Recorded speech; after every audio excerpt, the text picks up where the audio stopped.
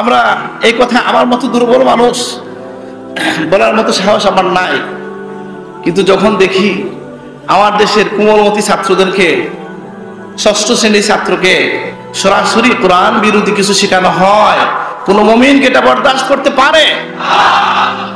আলহামদুলিল্লাহ, আমরা আগে শুরু করেছি এটা বলছি, কিন্তু আমরা শুকরিয়া আদায় করি তাদেরও। সকলেই মুখ খুলেছেন, কথা বলেছেন। আমরা মনে করি এর মধ্য দিয়ে একটা চাপ সৃষ্টি হয়েছে, এটা অব্যাহত রাখতে হবে আমরা বলছি। এবং এই কথাটা আপনারা কোনো রাজনৈতিক ভাবে নেবেন না। আঞ্জুমানে আল ইসলাম তালামে যে ইসলামের কার্যক্রম সম্পর্কে আরেকটা মেসেজ আপনাদেরকে আমি দিতে চাই, একটা ইতিবাচক বিষয় বলতে চাই, যে আমাদের অনেকের মধ্যে একটা অনুভূতি ভাবে যে আমরা কি রাজনীতি করব না, এমপি হব না, আছে না এরকম একটা কথা? কিছু কিছু মানুষের মনে আছে না এরকম কথা? আবার অনেকে বলে যে নির্বাচন আসলে নাকি শরীরে চুলকাইতে শুরু করে। আমাকে একজন বলছে সবার এভাবে চুলকায়, এখানে জানি না আমি, অনেকের এটা হয়, আমাকে এই শব্দই বলছে, আর সিলেটি শব্দ খাদ্যইতে শুরু করে বলছে। তাহলে আমি বলছিলাম যে রাজনীতির যে কথা আমরা বলছি, আমাদের এই বিষয়ে বিভিন্ন বক্তব্য দিয়েছেন আমাদের বক্তাগণ, ইসলামী স্কলারদের মধ্যে বিষয়ে কিছুটা মতভিন্নতা লক্ষ্য করা যায়। যে ইমানদার যত মানুষ আছে সবাই আল্লাহর জমিনে আল্লাহর দ্বীন কায়েম হোক, এটা চায়। আমরা চাই কিনা? হ্যাঁ, একটু আপত্তি বা আমরা একটু মতভিন্নতা হয় এই জায়গায় যে কিভাবে হইতে পারে। কেউ মনে করেন গণতান্ত্রিক নির্বাচনিক প্রক্রিয়া হইতে পারে। আমরা অনেক সময় বলি যে না, পৃথিবীতে এর কোনো ইতিহাস নেই যে গণতন্ত্রের মাধ্যমে, নির্বাচনের মাধ্যমে ইসলাম কায়েম করা গেছে। যেমন আমাদের দেশে একটা কথা প্রচলিত আছে, সব ইসলামী দল যদি এক হইয়া যাইতেন তাহলে ইসলাম কায়েম হইয়া যাইতো, বলে কিনা অনেকে? আচ্ছা, তা আমি জিজ্ঞেস করি, সব দল নীল সব এক হইয়া 5 বছরের জন্য ক্ষমতা এসে ইসলাম কায়েম করলেন, গণতন্ত্র বলে 5 বা 10 বছরের বুথের পরে আপনাকে নামতে হইতে পারে কিনা? সবাই মিলে এক ইসলাম করলেন, এরপরে যা আসবে একই ইসলাম করবে না গয়র ইসলাম করবে? ইসলাম করবে। আপনি তো তার বিরোধী।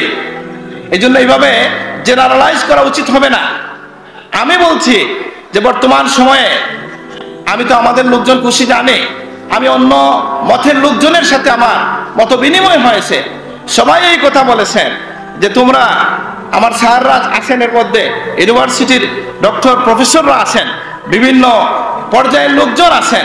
এবং আজকে আমার ভাই শোনাইলেন যে চরমুনাইয়ের মাহফিলে ফুলতলিকে তারা ধন্যবাদ দিছে, শুনছেন? এটা কি মাহফিল?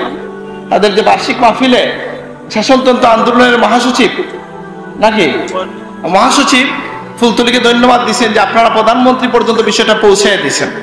সুতরাং আমরা বলছি রাজনীতির কয়েকটা ধারা আছে।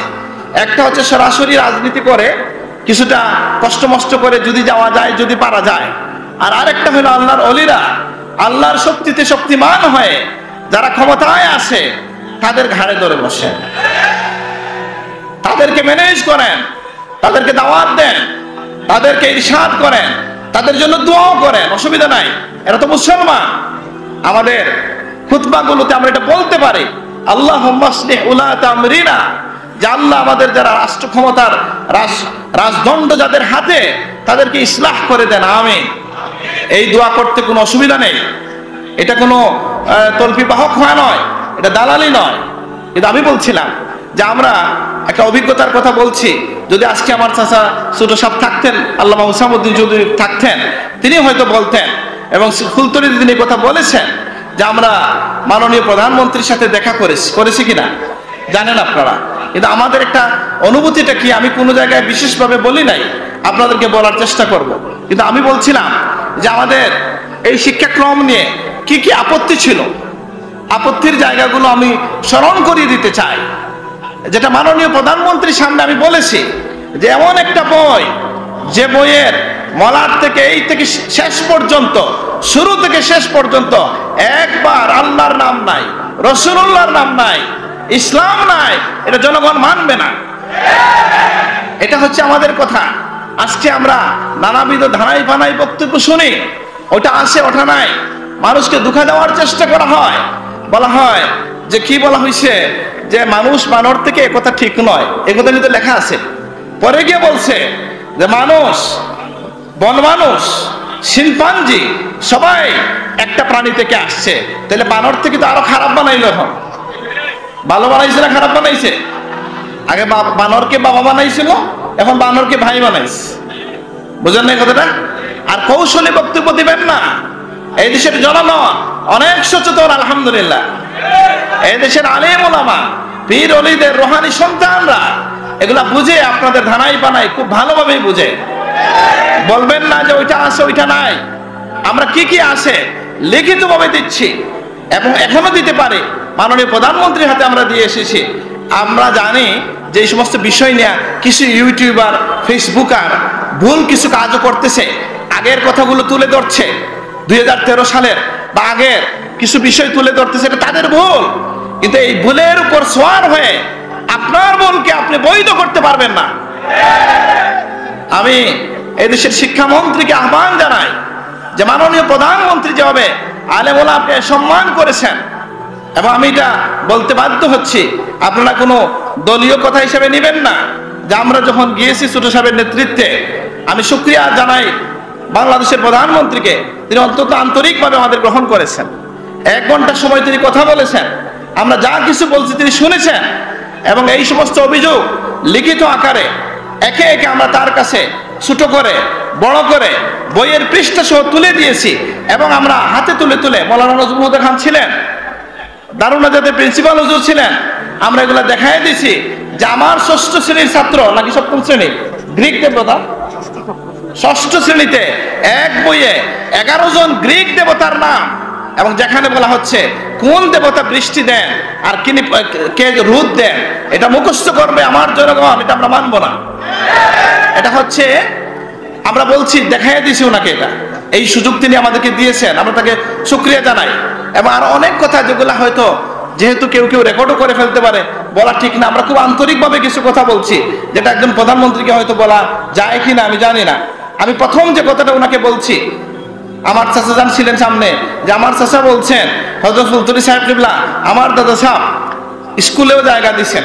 কোথায়? আমাদের বাড়ির পাশে যে জায়গা আছে, স্কুল আছে, রতনগঞ্জে একটা স্কুল আছে কিনা, এখানে 1.5 বিঘার উপর জায়গা হয়তো সাহেব কিবলার দেওয়া আছে। বুঝেন কথাটা? আমাদের বাড়ির পাশে যে প্রাইমারি স্কুল, এটার জায়গা কে দিছে? আমাদের জায়গা না? আচ্ছা, আমরা কি এটার বিরোধিতা করতেছি? না। সুতরাং প্রাইমারি স্কুল, উচ্চ বিদ্যালয় এগুলো থাকবে, আমাদের আপত্তি নাই। কিন্তু মাদ্রাসা করা হয় একটা বিশেষ উদ্দেশ্যে, সেটা হচ্ছে মানুষ চায় যে আমি মারা গেলে যারা আমার জন্য দোয়া করবে, যারা দিনের শিক্ষাকে, দিনকে ধরে রাখবে, আল্লাহর দিনের পাহারাদার হবে, সেই মাদ্রাসায় আপনি 9টা বিষয় দিলেন স্কুলে, আর দিলেন মাদ্রাসার 4টা 5টা দিয়া এই ছেলেদের উপরে 500 মার্ক চাপাইয়া দিলেন, 400 মার্ক বেশি চাপাইয়া দিলেন। কি দোষ করেছে সে যে সে মাদ্রাসায় পড়ার কারণে 400 মার্ক বেশি পড়বে? আলহামদুলিল্লাহ, মাননীয় প্রধানমন্ত্রীর সাথে সাথে বললেন না, আমি তো বলে দিছি মাদ্রাসার ছাত্রগুলো ঠিক থাকবে। এই উনি তার মিলিটারি সেক্রেটারিকে বলেছেন যে তুমি এটা নোট রাখো। আলহামদুলিল্লাহ, আমরা পৌঁছাইছি, আমরা অপেক্ষায় আছি, এটা বাস্তবায়িত হবে ইনশাআল্লাহ। আমরা বলেছি যে মুসলমানদেরকে বহিরাগত বলে কি বুঝাইতে চান? হযরত ফুলতলি সাহেবের পূর্বপুরুষ, আমি কিন্তু এই কথাটা বলছি, আপনাদেরকে বলতেছি যে মানুষ সবাই তো এক পরিবারের মানুষ না আমরা? রোহানি সন্তান কার? ফুলতলি সাহেব নাকি? সাহেব বলছেন আল্লাহ আমার রোহানি জিসমানি সন্তানদেরকে তোমার হাওলা করলাম, বলছেন কিনা? তা আমি বলছি আমার ভাইদের সামনে পারিবারিকভাবে আমি বলতেছি কথাটা, যে আমি বলছি মাননীয় প্রধানমন্ত্রীকে যে মাননীয় প্রধানমন্ত্রী একটু জানতে চাই, আমার দাদার পূর্বপুরুষ আসছেন ইয়েমেন থেকে, আর শুনেছি বঙ্গবন্ধুর পূর্বপুরুষও আসছেন ইরাক থেকে, তাহলে কি আমরা যারা বাইরে থেকে দিন প্রচারের জন্য এখানে আসলাম, আমরা কি বহিরাগত? বুঝেন নাই কথাটা? আলহামদুলিল্লাহ, আমি বলেছি এই কথা। তারপরে আমরা আরো অনেক কথা হয়তো বলা উচিত হবে না এইভাবে, কিন্তু আমরা লক্ষ্য করেছি এই শিক্ষাক্রমে মাদ্রাসার কোনো বিষয় নেই, মানে ইসলামী বিষয়ে তারা অ্যাভয়েড করার চেষ্টা করেছে, এবং স্কুলের সাধারণ বিষয়সমূহ মাদ্রাসার উপর চাপিয়ে দিয়ে বিষয় সংখ্যা 14টি করা হয়েছে। আমরা বলছি এটা 10-এর মধ্যে নিয়ে আসতে হবে। আপনারা রাজি আছেন কিনা? একমত কিনা সবাই? আমরা বলেছি পাঠ্যপুস্তকে বিবর্তনবাদ, মুসলিম রাজা বাদশাদের যে বহিরাগত দখলদার হিসেবে উপস্থাপন করা হয়েছে, তাদের ব্যাপারে বিশদগান করা হয়েছে, এটা আমরা মানব না, এটা অন্যায় হয়েছে। আশ্চর্যের কথা, খুশির কথা, প্রধানমন্ত্রী বললেন, হ্যাঁ কেন, মুসলিম সভ্যতা অত্যন্ত ভালো দিক আছে, কেন এটা বলবে? উনি খুব মাইন্ড করলেন, মুসলিম সভ্যতার পক্ষে কথা বললেন, আলহামদুলিল্লাহ। আবার একটা কথা বললেন যে জ্ঞান বিজ্ঞানে তো মুসলমানদের অবদান বেশি, এটা আমরা বলি নাই, নিজে বলতেছেন উনি যে জ্ঞান বিজ্ঞানে মুসলমানদের তো অনেক অবদান, অ্যাস্ট্রোলজি ইত্যাদি জ্ঞান তো মুসলমানের হাতেই কি হয়েছে, এগুলার উদ্ভাবন হয়েছে। এখন না পাশ্চাত্য এসে বাড়াবাড়ি করতেছে, এগুলো আমার কানে বাজতেছে। তিনি বলছেন, সেটা আমাকে ভুল বুঝবেন না, আমি বলছি কোন দলীয় রাজনীতি, বিএনপি আওয়ামী লীগের সাথে চিরশত্রুতা বলে আমাদের কিছু নাই। আমাদের পীর ও মুর্শিদের যে নীতি আছে, আল হুব্বু ফিল্লাহ ওয়াল বুগদু ফিল্লাহ, আল হুব্বু লিল্লাহ ওয়াল বুগদু লিল্লাহ, যেটা আল্লাহর জন্য ভালোবাসা, আল্লাহর জন্য দুশমনী, এই নীতির উপর আমরা টিকে থাকবো ইনশাআল্লাহ।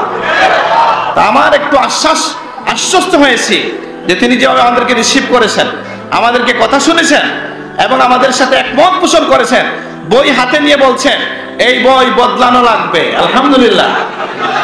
আমি দাবি জানাই মাননীয় প্রধানমন্ত্রী, যে কথা আপনি আমাদেরকে বলেছেন, বই হাতে নিয়ে এই দেশের 14 কোটি মুসলিম জনতা চায় এই বইয়ের মধ্যে সংশোধন নয়, এই বই পরিপূর্ণ বদলাতে হবে। তখন আপনি জাতির দোয়া পাবেন। ভোট তো 5 বছর পরে হয়, ভোট দুনিয়ার বিষয়, কিন্তু যদি আপনি মুমিনের দোয়া লাভ করেন, আপনার দুনিয়া আখিরাত উজালা হয়ে যাবে ইনশাআল্লাহ। আমরা বলছিলাম যে সুলতানি আমল, মুঘল আমল, মুসলিম শাসন আমলকে অস্বীকার করা হয়েছে, পর্দাকে কি করা হয়েছে। এখন আমরা শুনি আমাদের শিক্ষা মন্ত্রণালয়ের দায়িত্বশীল ব্যক্তিবর্গ এটা সেটা বলেন যে এখানে ইসলাম বিরোধী কিছু নাই। মানে এখন মৌলানা মুফতি সালেহ আমাকে একটা কৌতুক শুনাইলেন। কৌতুকটা বললেন এইভাবে, এক সুটকিওয়ালার বাড়িতে নাকি এক পাথর ব্যবসায়ীর মেয়েকে বিবাহ দেওয়া হয়েছে। তো ওই মহিলা নাকি বলে যে এইখানে তো শুধু গন্ধ করে। তো ওর স্বামী বললেন না না না, কোনো গন্ধ নাই তো। তখন পরের দিন বলছে শাশুড়িকে, শাশুড়িও বলে গন্ধ নাই, বলে কোনো গন্ধ নাই, কি বলতেছ? আর গন্ধের মধ্যে বসবাস করতে করতে এই গন্ধ তোমার কাছে সুগন্ধ হয়ে গেছে। ঠিক সেইভাবে নাস্তিকদের, মুরতাদদের সাথে বসবাস করতে করতে আপনাদের কাছে এখানে ইসলাম বিরোধী কিছু নাই, কিন্তু মুসলিম জনতার দাবি হচ্ছে এখানে পর্দার বিরুদ্ধে কথা আছে, এটা উঠায় নিতে হবে। এখানে নারী পুরুষে ব্যবধান নাই বলা হয়েছে, এটা হচ্ছে ইসলাম বিরোধী শুধু নয়, মানবতা বিরোধী কথা। এই কথা বাংলাদেশের কোন বইয়ে থাকতে পারে না। ছেলে মেয়েদের সৃষ্টিগত বৈশিষ্ট্যকে অস্বীকার করা হয়েছে, যে তুমি যদি ভাবো, এরকম লেখা, মনে মনে তুমি যদি মনে করো তুমি মেয়ে, তাহলে তুমি মেয়ে। এটা মুরাকাবা শিখাইতেছে, বুঝলেন নাই? আরেকটা বলছে মনে মনে যদি তুমি ভাবো তুমি ছেলে, তাহলে তুমি ছেলে। এটা কোন মুরাকাবা ভাই? আবার বিস্ময়কর ব্যাপার হচ্ছে, এক বইয়ে কতটা মূর্তি 100-র কাছাকাছি, আমি নিশ্চিত না, সংখ্যাটাই ভুল হইতে পারে। এক বইয়ের মধ্যে কি লেখা যে অমুক ওই মূর্তি, এটা আবার কাল্পনিক বিয়ে, বিভিন্ন কাল্পনিক মন্দিরের ছবি। আমি কল্পনায় কেন যাব? আমার জন্য মক্কা মদিনা সহ শত শত হাজার লাখ মসজিদ পড়ে আছে। তোমার এই কল্পিত মন্দিরের আমার প্রয়োজন নেই। হ্যাঁ, আমরা মন্দিরকে নিন্দা করছি না, অন্য ধর্মের মানুষ মন্দিরে যায়, সেটা তার ব্যাপার, কিন্তু তুমি তার মন্দিরও তো আনো নাই। বলতেছো অমুক যুগের যে তারা অর্চনা করতো, এরকম একটা মন্দিরের কল্পিত ছবি। সব কল্পনার উপর দিয়ে পড়াশোনা চলবে।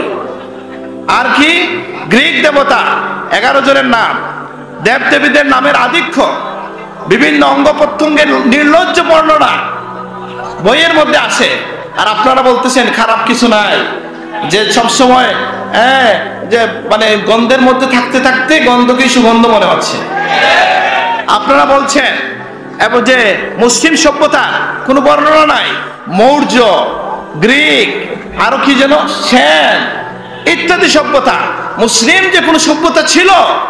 অথচ আমি কলকাতার একজন অন্য ধর্মের মানুষের বক্তব্য শুনেছি, যিনি বলছেন মুসলমানরা যদি এই দেশে না আসতো, তাহলে সুটকি আর শাক ফাতা খাইতে খাইতে বাঙালি শেষে যদি খুঁজে পাওয়া যাইতো না।